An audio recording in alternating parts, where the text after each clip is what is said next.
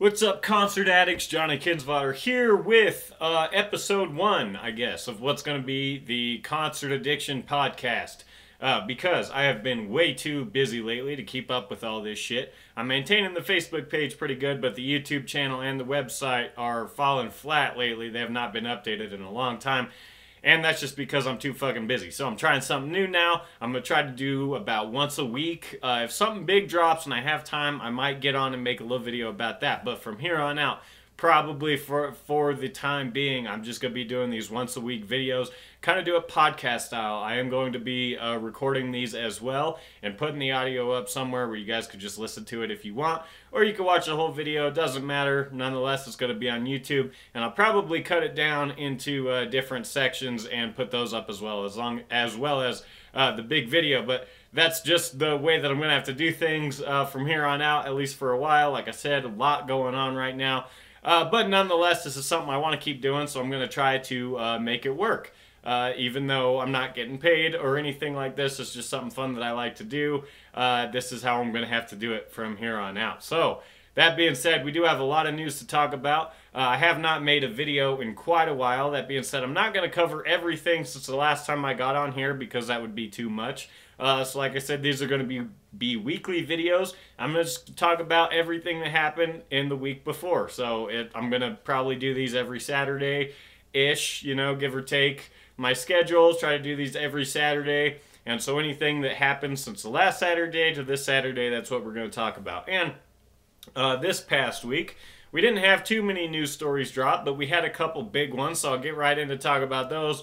We'll start off, talk about the news, then we'll cover some other shit too. It might be a long show. I'm not entirely sure how long this is going to go, but like I said, this is going to be a weekly thing, so buckle in. The first story we're going to talk about, which in my opinion is probably the biggest one, is that on Monday, Fleetwood Mac announced that they are no longer they have kind of cut ties. Sorry, that's the best way to put that. They have cut ties with Lindsey Buckingham, which is crazy to me because Lindsey Buckingham has been a pretty key member of Fleetwood Mac for the better part of Fleetwood Mac, in my opinion. He's been with the band for like 40 years, give or take. I know like in the 80s he quit for like 10 years, and then he came back and it was they blamed creative differences then, and that's kind of what they're saying now. It's kind of unclear though because there's conflicting reports still. This came out like a week ago. Some people are saying he was fired. Some people are saying he quit. We really don't know, and nobody from Fleetwood Mac has really released any statements. But on Monday, they also announced who would be replacing Lindsey Buckingham, and we got some good names there. We got Mike Campbell, formerly of the Heartbreakers and Mudcrutch, who has collaborated a lot with Stevie Nicks, who, as you know, Stevie Nicks collaborated a lot with Tom Petty. So it's cool that they went after this guy. Mike Campbell gives them something to do because I'm not sure that the Heartbreakers are very busy at the moment. This kind of reminds me of after when Lemmy passed away, Mickey D played a couple shows with the Scorpions on the drums, and then they just made him a part of the band.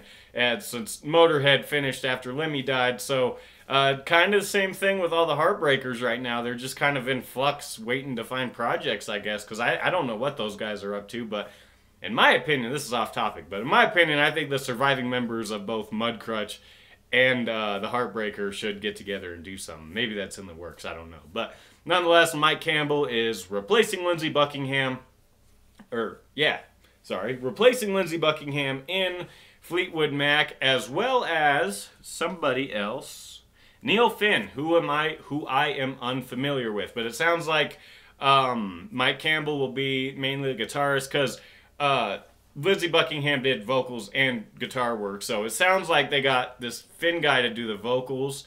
Well, but I'm not entirely sure. I might be wrong about that. This whole situation is very confusing. And like I said, they haven't really announced a whole lot of inside details. All the articles that I've read and everything I can find is just pure speculation. So I think it's one of these things that a lot of people just they don't really know. In fact, this news actually came off of TomPetty.com, so it's Mike Campbell that's breaking all these scoops. It's not even Stevie Nicks or Christine McVie or any of these other guys. It is kind of interesting. I know last year that Lindsey Buckingham and Christine McVie broke off Fleetwood Mac for a little bit. They didn't like break apart the band, but they went off for a little while and did their own thing. And then they had the classic festivals. They got back together with Fleetwood Mac. Fleetwood Mac played those, a couple festivals in LA and New York, I believe. And then they announced that they were going to go on a final tour starting this year. And so I am very curious kind of to find out what did happen with Lindsey Buckingham, because you would think, since this is going to be their final tour, if it is, which it might not be, every band ever has gone on final tours and it ends up not really being their final tour. But that being said, Fleetwood Mac has been around for quite a while, and all these musicians are getting pretty up there in age, so it is believable to me anyways that they would in fact hang it up after this. So something really bad must have happened in order for him to not even want to stick around for another year. Like, he's just completely done. And it's interesting because when you go on tour, if you're a big band like this, you don't really have to interact with the other people in the band. Besides on the stage, when Motley Crue was on their final tour, there was 4 separate tour buses for each member of the band. They didn't see each other unless they were on the stage. And so you don't have to do a whole lot of interacting with your band. So if the problem was tension within the band, which it sounds like that's not what it was. It sounds like that there was just some conflicts, like he didn't even want to do this last tour. He just wants to be done touring. And we'll see if that's true. The big thing that I keep hearing is that there was difficulties and the conflict arose in scheduling the tour. And so that's the main story going on right now. Like I said, as more time goes on, I'm sure we'll get more dirt and more details will come out about this. But yeah, craziness. I figured that since they're going to wrap it up, they would all try to do at least one last big road, send it out good. But I hope that Lindsey Buckingham does kind of come back. You know, maybe 1 or 2 of these shows, maybe like the final Fleetwood Mac show, he comes back and, you know, plays at least a song just to send the band off, because he was so instrumental in, or quintessential in, establishing the band that you'd think it would want to end with him. So we'll see how all that plays out. And this might just be a heat of the moment thing. Now he's saying he wants to be done with it, but that could change. And like I said, I'm coming at it from an angle to where there might be some hostility, and I don't even know that. I'm just purely speculating because of past history. This could just be a mutual agreement to separate. And that would be a perfect world. That would be awesome if there was no hard feelings, if they all still loved each other, they just didn't want to, you know, if he just didn't want to be in the band anymore, and everyone was cool with that, that would be okay. I just kind of feel like that's not the case here. But we will see. The next big story that actually dropped yesterday, I believe, and did not get as much press as I thought that it would, because I didn't find out about it today, but that would be that Huey Lewis of Huey Lewis and the News, shocker, has had to cancel his entire tour for the rest of 2018. Apparently he is like completely deaf. He lost most of his hearing earlier this year due to an infection caused by an inner ear disorder. I'm not exactly sure what disorder that is, but he's 67 years old, so he's getting up there in age too. He does say, I have a statement from him, I guess I'll go ahead and read that because that has a disease written in it, but says, 2.5 months ago, just before a show in Dallas, I lost most of my hearing. Although I can still hear a little one-on-one and on the phone, I can't hear music well enough to sing. The lower frequencies distort violently, making it impossible to find pitch. I've been to the House Ear Institute, the Stanford Ear Institute, the Mayo Clinic, hoping to find an answer. The doctors believe I have Meniere's disease, that's what I couldn't think of, and have agreed that I can't perform until I improve. Therefore, the only prudent thing to do is to cancel all future shows. Needless to say, I feel horrible about this and wish to sincerely apologize to all the fans who've already bought tickets and were planning to come see us. I'm going to concentrate on getting better and hope that one day I'll be able to perform again. Sincerely, Huey. Sorry, not Huey. Huey. So yeah, as that is super unfortunate, and as shitty as it is, this is kind of something that's been happening lately. I know for the time being, anyways, this doesn't sound indefinite. Well, it is indefinite for the time being, but this doesn't sound like it's going to be forever. Hopefully. We kind of heard the same thing with Brian Johnson and AC/DC a couple years ago, and it's been a couple years, and he still hasn't reformed with that band. They're still fucking around doing the Axl DC stuff, which is cool, but Huey Lewis and the News can't really work, in my opinion, without Huey Lewis. So hopefully he can get this figured out so he could get back out on the road. And he didn't announce his retirement with this statement. He is vowing that he wants to be able to get back out there and do it as soon as possible, which that is a good thing also we need to hang on to, because it wasn't very long ago that we got the big announcement from Neil Diamond where he announced a illness diagnosis, which was actually Parkinson's, I believe, which is worse than an inner ear disease, and he had to retire from touring. He had to not only cancel all his upcoming dates, but then he had to cancel any future plans as well. Like, he announced that he was done with touring. It was like an emergency retirement. That wasn't what it was from Huey Lewis and the News, but we will see. There's a good chance, not a good chance, but there is a chance that he might never be able to perform again, and that's really shitty because I never saw him. But yeah, this is kind of one of those shitty things that just kind of happens as people get old. Obviously, rockers, even with the ear monitors and all the precautions they take, that career is obviously going to be naturally hard on the ears, and so that's just kind of a risk that everyone takes, I think, when they sign up to be in a rock and roll band. But best wishes to Huey Lewis, and I hope that they can get this shit figured out so that he can get back on the road soon so I can see him before he actually does retire by his choice, if he's given that opportunity, which I hope he does. And so yeah, that'll do it for this one. A couple other news stories dropped this week. Two more big ones I guess we'll talk about individually. That would be that the Aftershock Festival in Sacramento announced their lineup for this year's festival, which will take place in October 13th and 14th, 2 days at Discovery Park in Sacramento. This is the 7th annual festival, and they've had pretty killer lineups in the past, so the bar was set kind of high. Last year they had Five Finger Death Punch, Nine Inch Nails, Ozzy Osbourne, and A Perfect Circle, I think. I can't remember, but they usually have a co-headliner each night, so there's two big bands headlining each night, and then a whole fuck ton of other bands playing also. So I'll get right into the lineup we got here, and that is, we'll start with the headliners. So I'm assuming it's going to be paired up like this, the first two on one night and then the second two on the other night, but I might be wrong about that. Okay, so it looks like the first night, or at least one of the night, is going to be System of a Down and Deftones. Co-headlining, I don't know which bands. I'm assuming System of a Down is going to be the main headliner. They'll probably play last.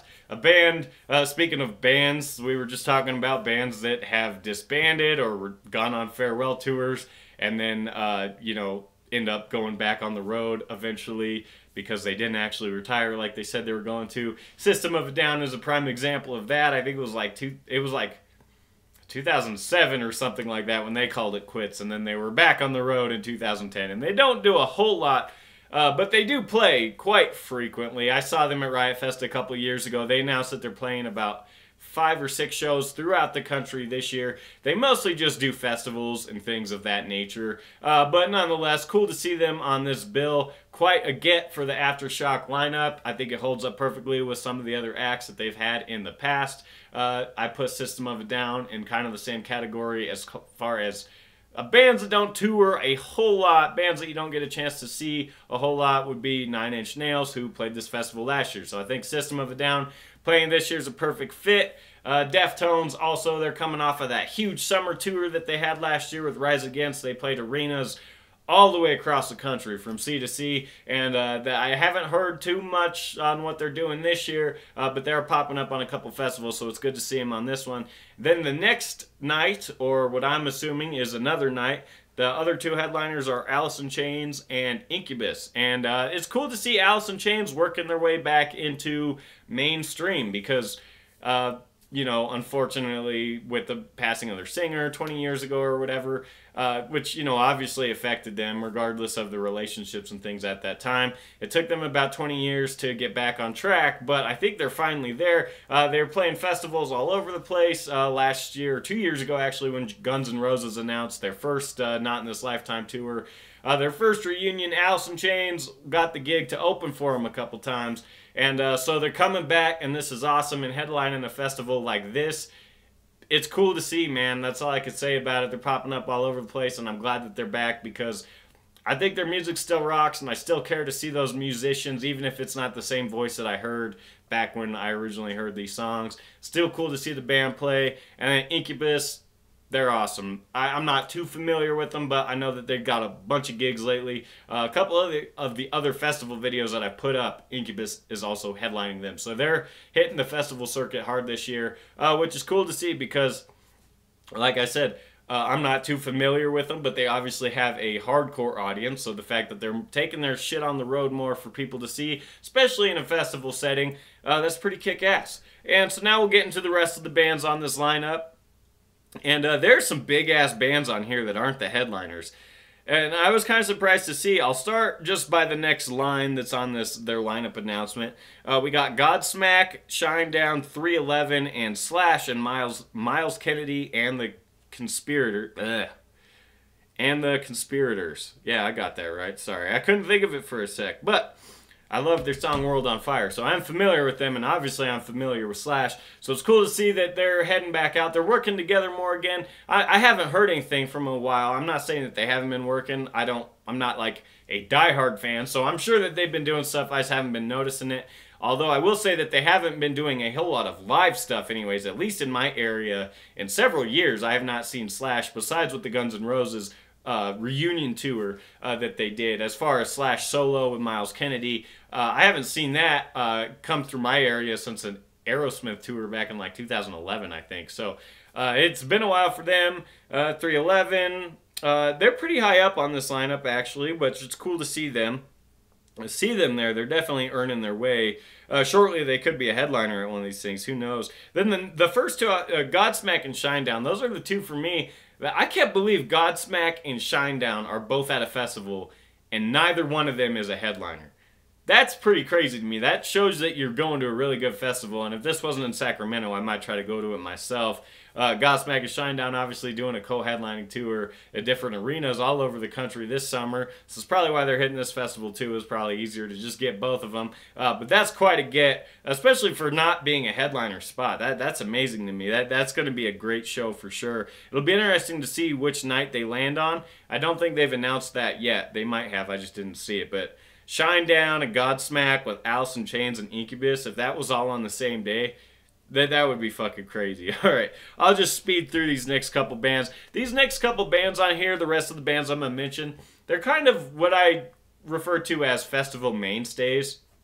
They play the festival circuit a lot, and I don't take anything away from bands who do that because that's a way to get more exposure because a lot of people go to festivals to see headliners and they stick around for all the other bands. So these bands are just growing their fan base by doing this, and so that's no worry. They're not on this bill, but one of my favorite bands is Pop Evil, and in my mind, they're a festival band because they play like almost every single festival. I've seen them like 4 times, 3 of them at festivals, so nonetheless, these bands, mostly just the festival circuit bands. They're not the headliners, but they do play these festivals quite a bit. And so we'll start with At the Drive-In, Seether, and Jonathan Davis. Jonathan Davis actually doesn't fall in that category. I didn't realize his name was on that list. I forgot he was on this bill, honestly. Sorry about that. But so I'll talk about him for a sec. That's awesome that he's doing this solo tour. I know he's playing the Reading Festival, I think, too, and he's got a solo tour, not only these festival dates he's doing, but he's actually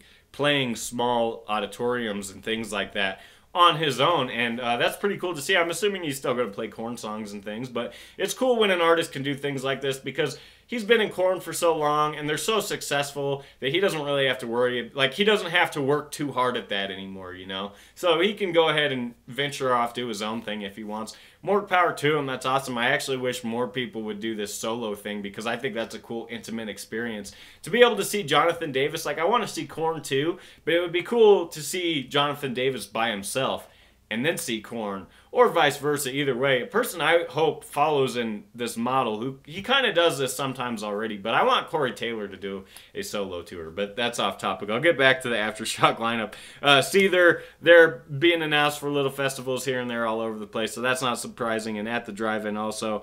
Then these next bands: Bullet for My Valentine, Under Oath, BVB, Hell Yeah, Asking Alexandria, Black Veil Brides and Asking Alexandria. They've been doing a lot together lately, so it's no shock that they're both on this bill. Seven Dust, another one of these. It's a festival mainstay. They pop up all over the circuit. Everlast, Guar, Immure, Stick to Your Guns, Red Sun Rising, and Bad Wolves, and Dorothy. Those are really all the ones I know. It is cool to see Bad Wolves on here. Obviously, they're staying busy. My homie Tommy Vexed, they obviously got a big punch from doing the... no pun intended. They got a big kick, I'll put it that way, in their career when Tommy Vexed filled in for Five Finger Death Punch last year, or for Ivan Moody in Five Finger Death Punch last year. And then with the release of their Cranberries cover that's all over the charts right now at the very top. They're one of the hottest rock bands that's out right now, and so it's cool to see them kicking ass and playing all these festivals, because these are one of these bands that's gonna continue to play the festival circuit, because that's what they're doing right now. They're popping up all over at different festivals, and they're just gonna work their way up that bracket to where they're eventually at the top of the bill, maybe even a headliner within a couple years. So we'll see. We got to get a couple more singles out of them, but I think it'll happen. All right, so yeah, that's that one. Not much to that. Just a festival lineup, but it's a big one, so I figured I'd talk about it, count as news. The next thing, the last big news story, I'll kind of do some headlines, I guess, read some other stuff that was announced, but the last big story, in my opinion, would be that Tommy Fagenson of Eve 6, the drummer who has been with them for, I think, since the beginning.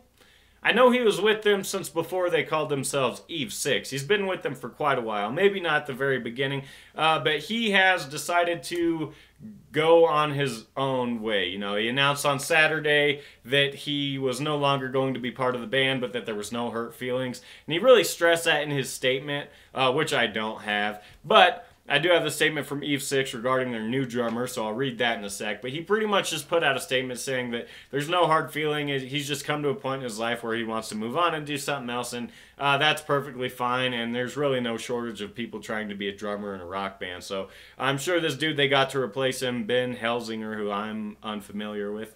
But to see him fill in for them as quickly as it was, he announced his leaving the band on Saturday. They didn't announce a new drummer until Monday, but I have a feeling this decision had been in the works for quite some time, and that we just didn't hear about it until Saturday and Monday, because I don't think you find a drummer that fast, especially for a band like Eve 6. But nonetheless, I got their statement. It says, "Dear Dears, just a quick note to let you know that we are carrying on as Eve 6 with new drummer, Beautiful Ben, Big Steve Hilsinger. No shows have been canceled, and Instagram Live today through Wednesday, so... Oh, and we'll be jumping on Instagram Live today through Wednesday, so stay tuned to catch some Red Hot Deep Valley rehearsal footage." And so, yeah, they're pretty much just saying that this isn't affecting them at all. This is going on as scheduled, and that's how you wish these things would happen. You know, you want these things to go... If these kind of departures have to happen, you want it to go down smooth. And it sounds like that this is going to be a smooth transition for him. As shitty as it is, that he has to part ways with the band for whatever reason, and it's not actually shitty if he wants to move on to something else. As hard as it is for the band, I'll put it that way, this is the best case scenario, because it really doesn't seem like there's any hostility here. I was talking earlier about Fleetwood Mac and how that's kind of sketchy. Nobody really knows if there was problems or if it really is just a mutual decision. This one does entirely seem like a mutual decision. It doesn't seem like there's any hard feelings there at all, which is awesome, because it also leaves the door open if he ever wants to reunite with them. I'm sure they will accept him back with open arms. So that was the main stories. A couple other little things that happened. Elton John added a couple more shows to his already extensive final tour, Farewell to Yellow Brick Road, which hasn't even started yet, I don't think, but it's supposed to run for like 3 years, and it's supposed to hit over 300 cities. He's going out big, as he should. I know he announced a show, when they first announced this tour, which was like in January, the show that's coming to my area in Denver, that show was announced for February, so it was a year out and it sold out, and so they added another show to Denver, and they added another couple dates there, so that's pretty cool to see because Elton John deserves it. So some other stuff. Let's see. Coachella's going on right now. I'll probably talk more about that next week. I'm sure you guys are watching all the live streams and stuff if you're interested. Huge festival, probably the biggest festival that happens here in the United States, with exception of maybe the iHeartRadio Festival. But a lot of cool stuff going on there that I'm sure we'll be talking about next week and throughout the week on the Facebook page. I saw a video today that they had the Yodel Kid from Walmart up on stage playing in front of thousands of people, and so I like that kind of shit. That's pretty kick-ass.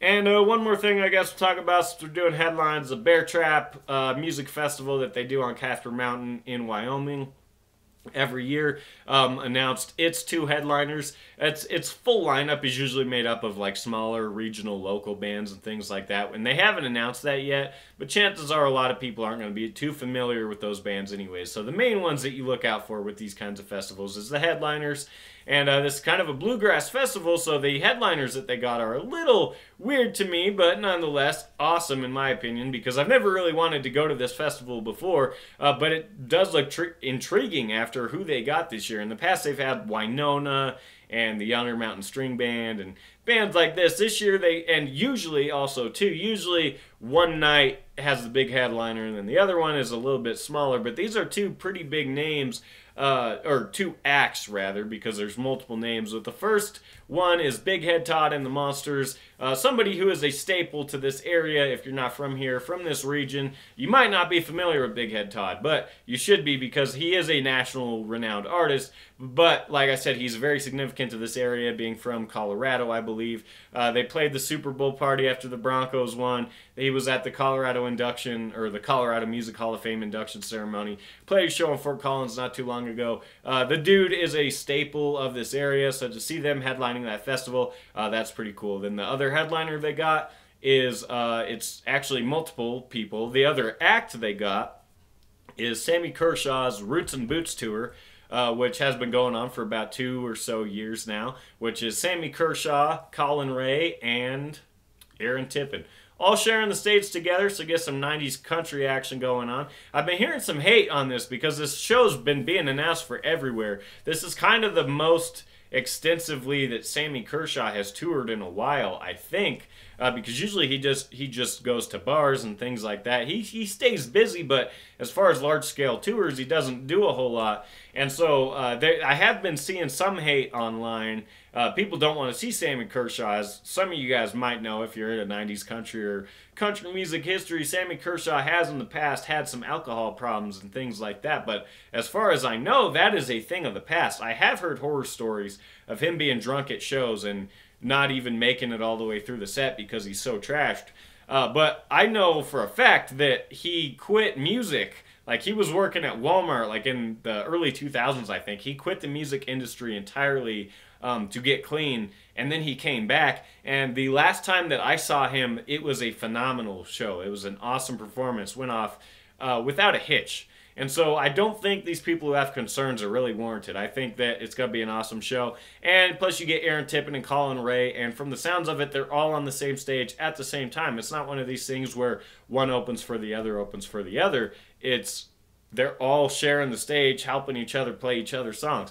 And this sounds awesome. I wish more bands would do tours like this. Like I said, the Roots and Boots tour, and it's been picking up steam, at least in this area. I know last year, I first heard about it when I was in Illinois. They were advertising it there. But so far this year, it's playing 3 different stops in my state, or in my region. It's playing the Greeley Stampede, now the Bear Trap Festival, and it was announced for the Wyoming Big Show. So it's cool to see these guys covering all this ground, and that'll be kick-ass to see them all together. So Big Head Todd and Sammy Kershaw, Aaron Tippin, and Colin Ray all playing the Bear Trap Festival. So, yeah, that'll do it for the headlines and the big stories. Other thing I'll talk about before I get off here, episode 1 of Concert Addiction Podcast, is I want to try to do a concert recap at least once a week in this show as well, because I haven't had time to be making individual videos. I'm still going to shows. I don't go to a show every week, but I've been to enough shows at this point that I haven't talked about yet that I could kind of backtrack and cover them. So I think I could talk about a show a week for at least a little bit. I'm going to talk about the most recent show I went to, and that would be Peter Frampton. He did a smaller tour. I know later this year he's going out on a bigger tour. He's co-headlining with Steve Miller Band. That's coming through my area as well. But Peter Frampton actually played my local Civic Center. He played the Cheyenne Civic Center. And that was pretty crazy to see because we don't get too many big bands. We're starting to because we have a new promoter who's kicking ass over there, which is just awesome to see because there's music lovers here in Cheyenne, believe it or not. Like, it sucks that we have to drive to Denver. So the fact that they're bringing all these bands down is awesome. And Peter Frampton blew me the fuck away. I won a contest. I wasn't even planning on going to this show. I am a big fan of Peter Frampton, and I did want to go to this show, but it was a little outside my price range just because of everything I got going on right now. But literally the day of the contest, the day of the concert, I won a contest. And I got tickets, and I got to go. And I'll start by saying that it was one of the most energetic, it was one of the most high-energy, loud shows that I have ever been to. And I've seen Five Finger Death Punch and Ozzy Osbourne and Motley Crue and other people like Dustin Lynch, who's not even a rock star, but just other bands, Brad Paisley, people who are charismatic and have high energy. But Peter Frampton had that times 10. And I don't know if it was because he was having more fun because he was playing a smaller show, or if he does this all the time. I have a feeling he just does this all the time. He loves what he does so much that he brings it every fucking night. And like I said, it was cool to see in the Cheyenne Civic Center. It was louder than I thought. Sorry.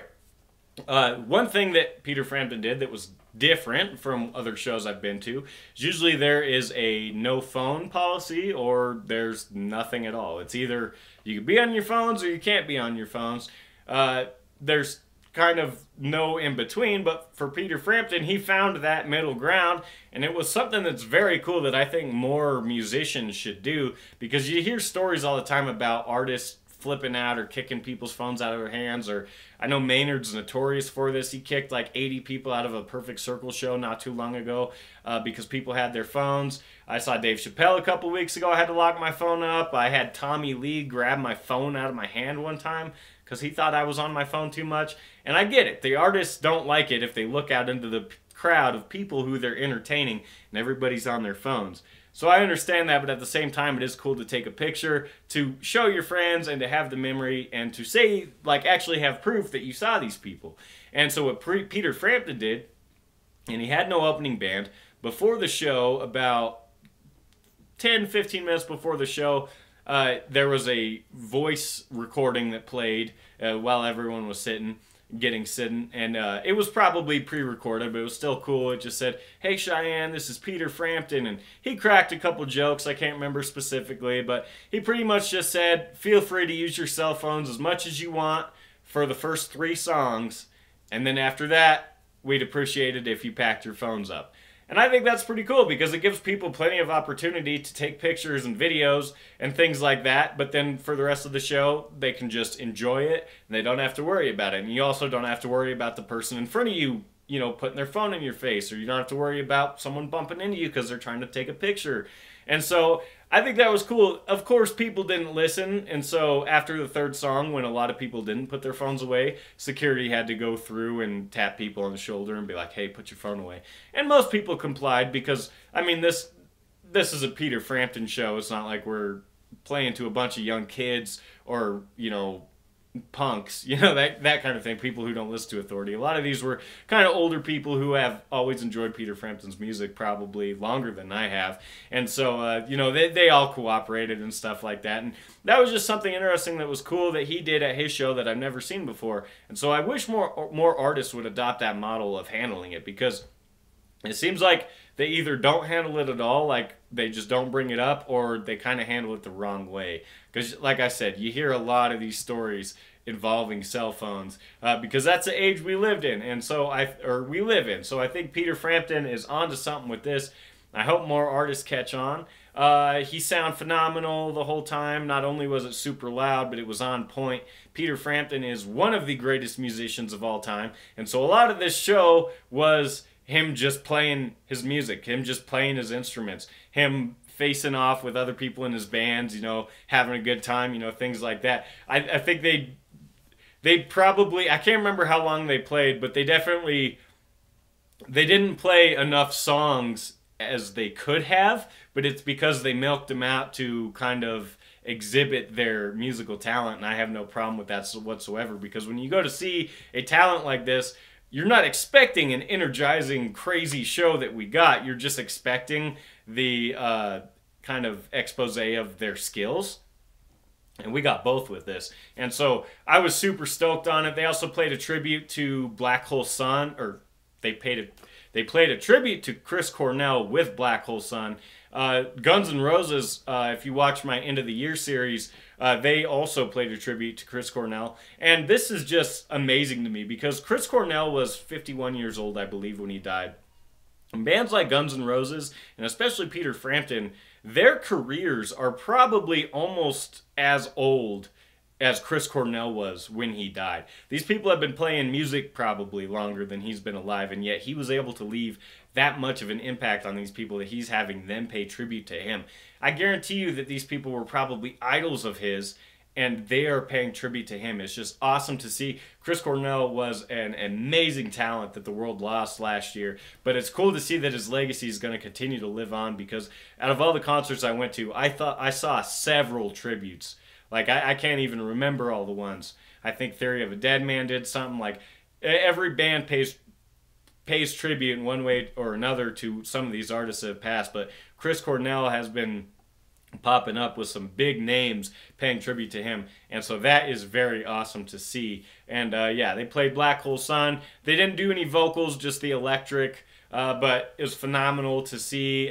Peter Frampton obviously worked with Chris Cornell a little bit too, so they were close. So not only was he influenced by his music, because he said he was influenced by Chris Cornell's music, and that's just amazing to me. But nonetheless, that was awesome. I'm going to go back to it. I know this is the main thing. I've just been talking about this with this review because I don't have any stickler points. Like, I'm not going to bitch about anything with this show, because the whole thing, it was firing on all cylinders, man. It was awesome.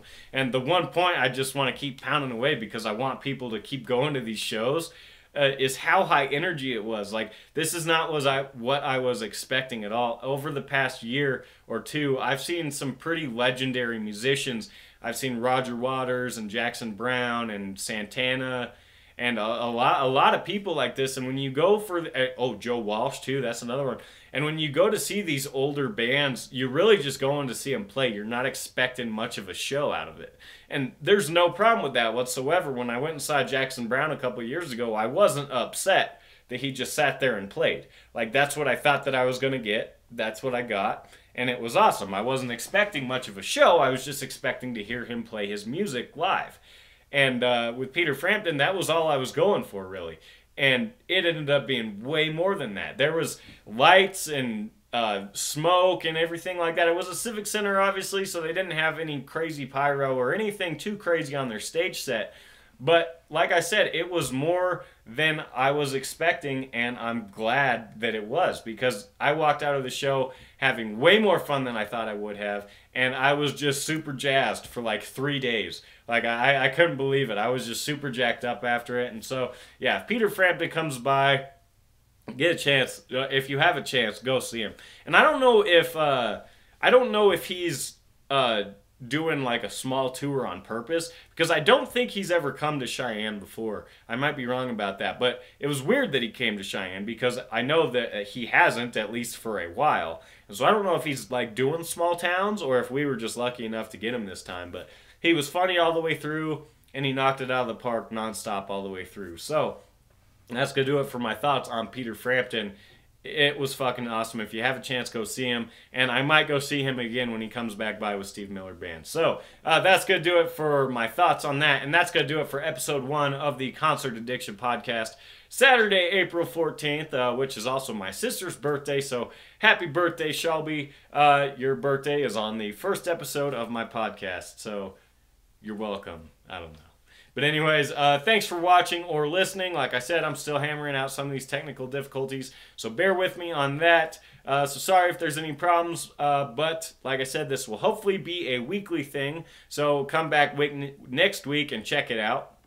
But until then, make sure to subscribe to this YouTube channel if you are, in fact, watching it on YouTube. Also check out my Facebook page, which is being updated more frequently than anything else I do. So facebook.com/concert addiction. Make sure that you like that page and join our online community of concert fans, because we talk about everything on there. I'm usually pretty good about not missing anything. Somehow I missed the Huey Lewis thing, but regardless, make sure to like the Facebook page and never miss anything going on in the world of live music. We talk about concert lineups, tour announcements, viral shit that's happening, like the fucking yodeling kid at Coachella. Also, check out my website, even though it hasn't been updated in a while, concertaddiction.com. Go ahead and swing on by, check that out. Let me know what you think, too. So, until next time, thanks for watching. This was episode 1, and good night.